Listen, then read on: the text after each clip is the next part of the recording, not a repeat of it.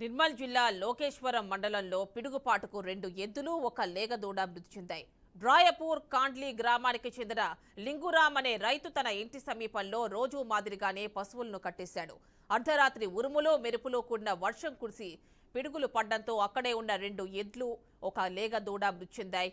వాటి విలువ సుమారు 1.5 లక్ష ఉంటుందని ప్రభుత్వ పరంగా సహాయం అందించి ఆదుకోవాలని బాధిత రైతు కోరాడు. రాయపూర్ కాలనీ లోకేశ్వర మండల్ జిల్లా నిర్మల్ గారి రాత్రి కురిసినటువంటి వర్షానికి 2 గంటల ప్రాంతంలో కురిసినటువంటి వర్షానికి పిడుగుపాటుకు కనీసము 1 లక్ష రూపాయల విలువ గల ఎడ్లు, అదేవిధంగా ఒక 50,000 దూడగా చనిపోవడం జరిగింది. కనీసము ఇతనికి ఎట్టి పరిస్థితుల పిడుగుపాటు సంభవించి రైతు చేసుకుందామన్న సుఖ అవకాశం లేకుండా జరిగినటువంటి విషయానికి మన్నించి తక్షణమే తగు నష్టపరిహారం ఇవ్వగలరని కోరుకుంటున్నాం.